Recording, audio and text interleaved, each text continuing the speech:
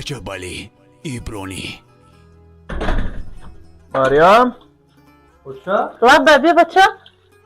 سلام علیکم اوچا جان. السلام علیکم. اوچا جان بخیر دختر زموندگی خودتون وانه شدستین خودتون کار بار کردستین. بخیره بچم. خواستم جای تازه کنم. مریم چیکار میکنه؟ مریم میکنه بعدی کار اوچا. مریم بجود هم لباسای مرا اوتو کنه. راستی گپ دیروز نیکو دورای بگه همجا رفتن در کار. مریم نه اومده یکم کارش برآمده که کم کردی. مریم تو زیرا نیومده اوچا؟ نه اومده. مریم باید ساعتی 5 اوچا جان در خونه باشه. نه 5 5:20. یه ساعت 5 نمیشه اوچا جان. نیم ساعت های من گذشته. کارش 5 تموم میشه اوچا. 5 دقیقه دیگه تو خونه را باید بیای برسه. ولی تو زیرا نیومده یا؟ نه اومده. آخی ما از یگان گپ بگم اوچا با شما میخزیم طرف دخترتون رو میگیریم. باید دختر در این ساعت اوچا در خونه باشه. در کوچه نباشه اوچا. بی خونه داریم. بی خونه داریم. این بچه.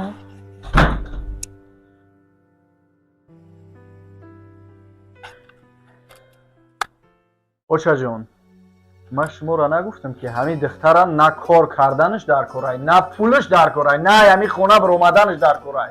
در همین خونه چی نمیرسه که اوچا اجازت دادن که کار کنه. من گفتم من راضی نیستم برای کار کردنش. در کار نیست. من همه چی را تامین کردگیم. همه چی را آوردگیم اوچا. خودم ایسر تو بگرم میچم کار میکنم اینات میکنم که همه شرایط شما مهیا باشه اوچا.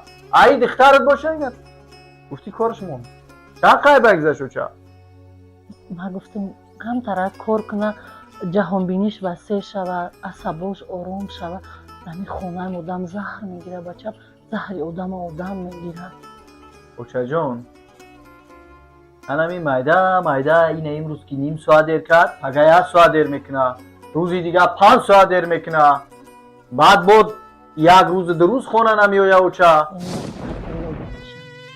امی همه چی هم خیلی ذره عاقبت دریا میشوه. عاقبت بلا میشوه. عاقبت دردی سر میشوه اوچا. از اینا گپ زنم شما همه خفه میشین. میگه که دختری مرا گپ میزنی. او دختری با پدر مادر، دختری با ناموس، دختری که مثالی گپ که آبروی پدر مادرش فکر میکنه، آبروی برادرش فکر میکنه، آبروی خانواده‌اش فکر میکنه. بعضی کار اوچا ساعتی 5 بیرون چیکار میکنه؟ در کوچه چیکار میکنه اوچا؟ من این اجازتش دادم که کار کنه. او بعضی کارش چی بنیست اوچا در خونه؟ چی بنیست؟ کجا دای؟ بچم اینا آمد به فکرم. سلام چی اینجا؟ به خاطر سخن مادر، به خاطر نرنجیدن مادر، الان که من نه به کاریت نه به پولیت نه به مهنتی که احتیاج ندارم ترا اجازه دادم به خاطر مادر که کار کنی. اتت آرام که آدمگاری بر اومدی ها؟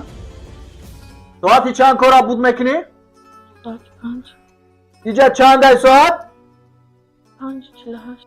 5:48. تو باید ساعت چند کار میبر اومدی؟ ساعتی 5 ها؟ ساعتی 5 کار میبر اومدی تو 5:10 اینجا میرسیدی ها؟ در کجا بودی؟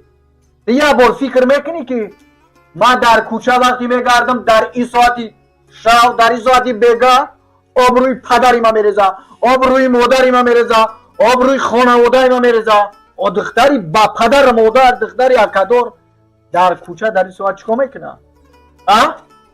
در کوچه در این ساعت چیکار میکنه؟ در کجا بودی من ترا گفتم؟ تو ساعتی 5 بود کردی. این 1 ساعتی دیگه در کجا بودی؟ اکا جان مزه دگونم گرفتن بانیتا بودیم شما. اوچا؟ این مزه دگوناش گرفته دختره یا؟ تو دختری؟ کدام دگونات؟ دگونه که اینا دیده بدین شه. دگونه اید که دینا تو کارخونه را بردم تو نه؟ آبا یعنی که سخن اکا دنازیت قدر نداره؟ من ترا دینا 1 ساعت لکسیا کردم. فهموندم گفتم خواهر یکش قطعی خیلی بیوزن، قطعی خیلی زنی به شوهر، رفت و آمد نکه، چشت خیز نکه، دوستی نکه، آبروی ما میرزه، ما سرخم میشیم، ما شرمنده میشیم. اتک سخنی اکد برای تو قدر نداره، سخنی اکد برای تو بی اهمیت، آبروی اکد آبروی مادر برای تو بی اهمیت. ها تو دیگه در حیات نیافتی اگه آدم که قطعی یک بیوزن دوستی میکنی، تو دیگه نیافتی آدم که قطعی یک آدمی به شوهر دوستی میکنی. بچم هر چی که به دهان اومد گفتن میگیری. خداوند تو دهان و زبان داد، چیزی که خواستی همه گپا گفتن میگیری. تو چقدر بیوزن میگویی؟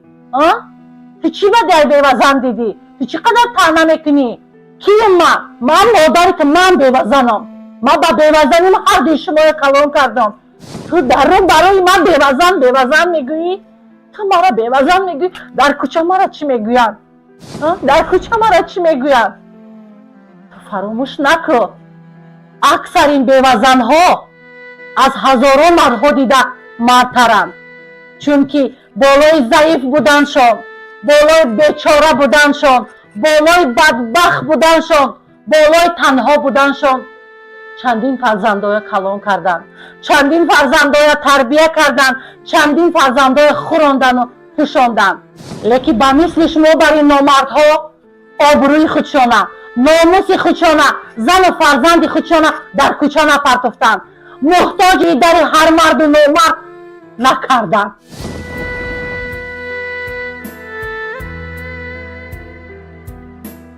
дар канал подписаться кунед, дар навор як дона лайк гузоред ва дар комментарият давом нависед.